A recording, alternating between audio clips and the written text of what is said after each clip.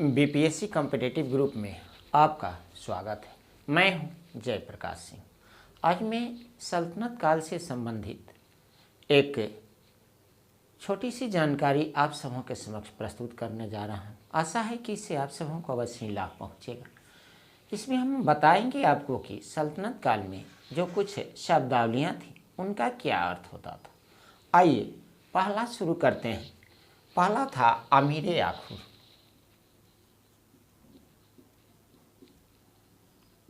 आमिर ए आखुर। अमीर आखुर जो था यह शाही घोड़े का प्रभारी होता था और ये एक अधिकारी के रूप में नियुक्त होता था। यह एक शाही घोड़े का प्रभारी होता था। शाही घोड़े का प्रभारी था। इसको अधिकारी के भी नाम से जाना जाता था। अधिकारी के नाम से जाना जाता था। अमीर हाजिब, मैं दूसरा शब्द बता रहा हूँ, वह है आमिर ए हाजिब। अमीर हाजिब जो था यह शाही दरबार का प्रभारी होता था। यह शाही दरबार का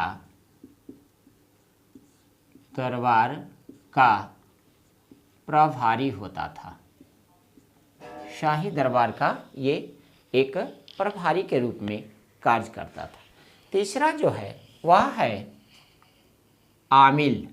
तीसरा आमिल। आमिल जो पद होता था, शब्द होता था, यह एक राजस्व अधिकारी होता था। राजस्व अधिकारी। इससे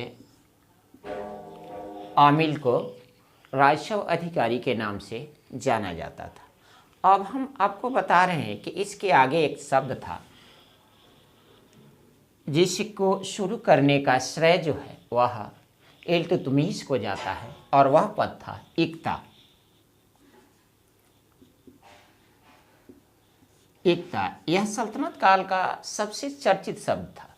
इक्ता प्रणाली की शुरुआत इल्तुतमिश ने किया था और इसका अर्थ था एक उस समय का गवर्नर।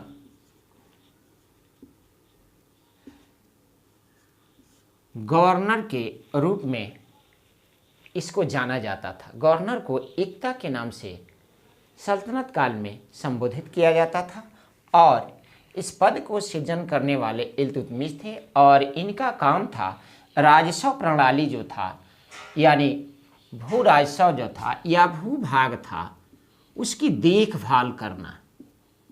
भूभाग या राजस्व की यह देखभाल करता था। इसके बाद हम देख रहे हैं कि अगला जो शब्द है उसका नाम है उमरा। उमरा का अर्थ क्या होता था सल्तनत काल में? उमरा का जो अर्थ होता था वह हम देख रहे हैं कि सल्तनत काल में अमीर का यह बहुवचन शब्द है। अमीर का बहुवचन शब्द है। बहुवचन जिसका अर्थ होता है शासक या सेना नायक। शासक या सेना नायक के नाम से इसको जाना जाता था। अगला जो पद था, जो शब्दावली, उसका नाम है कलंदर। कलंदर सल्तनत काल में कलंदर उन्हें गैर मुसलमानों या मुस्लिमों को कहा जाता था जो भिक्षाटन का कार्य करते थे और भिक्षा मांग करके अपना जीविकोपार्जन या भोजन चलाते थे। हम देख रहे हैं कि इसमें एक मुस्लिम फ़कीर के रूप में दिखलाई देते हैं। फ़कीर होते थे और ये मुस्लिम फ़कीर जो थे ये अपने वर्ग में भिक्षाटन का काम करते थे। भिक्षाटन का कार्य करते थे और इसी से अपना ये जीवन यापन का कार्य करते थे। अब आ रहे हैं, अगला जो है वह है खराज। खराज एक शब्द आता है सल्तनत काल में, जिसको हम कर के रूप में जानते हैं। और यह खराज जो था, यह गैर मुसलमानों से लिया जाने वाला एक कर था, जिसमें राजस्व का 1/2 या 1/3 कर के रूप में लिया जाता था। यह राजस्व कर के रूप में भी लिया जाता था,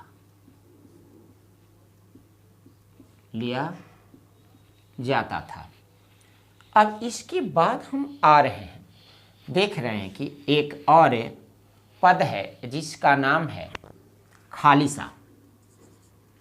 खालिसा शब्द का अर्थ क्या होता था? खालिसा। अब हम खालिसा के बारे में देख रहे हैं कि इसका अर्थ यह होता था कि वह आय या वह आमदनी जो सीधे सुल्तान के हाथों में पहुंचता था, उसको खालिसा के नाम से जाना था। वह आय या आमदनी जो सीधे सुल्तान के हाथ में जाता था, हाथ में जाता था, और इस आय को खालिसा के नाम से जाना जाता था। अब हम 9 नंबर में आ रहे हैं, वह है गुमास्ता। गुमास्ता एक ऐसा शब्द है जिसको लगभग सल्तनत काल में सभी लोग इसके बारे में जानते हैं। इसका अंग्रेजी में हम कहेंगे कि एजेंट या हिंदी में इसको बोलते हैं प्रतिनिधि। हिंदी में इसको बोलते हैं प्रतिनिधि,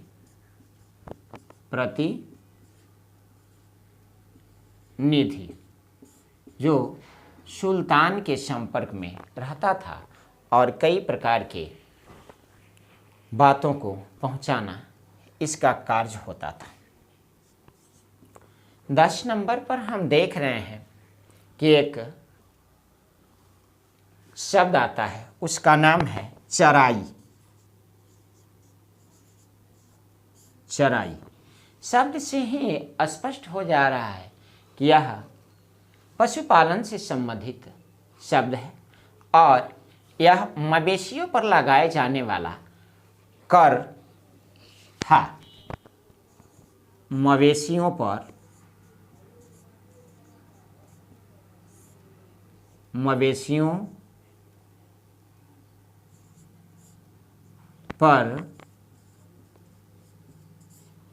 लगाए जाने वाला कर था। ठीक, इसी प्रकार का एक कर और सल्तनत काल में आता है, उसका नाम है घरी और चरी। घरी और चरी जो था उसको अलाउद्दीन खिलजी ने लागू किया था। अब आएंगे हम 11 नंबर पर, उसका नाम है जवाबियत। जवाबित,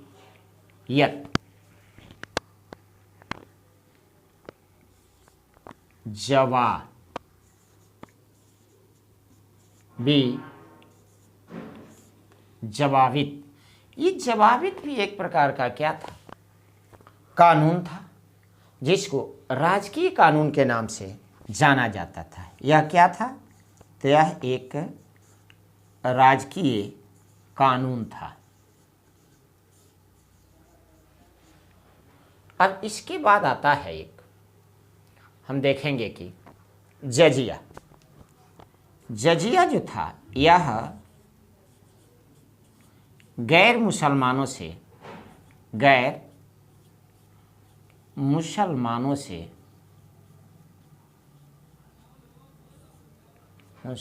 से लिया जाने वाला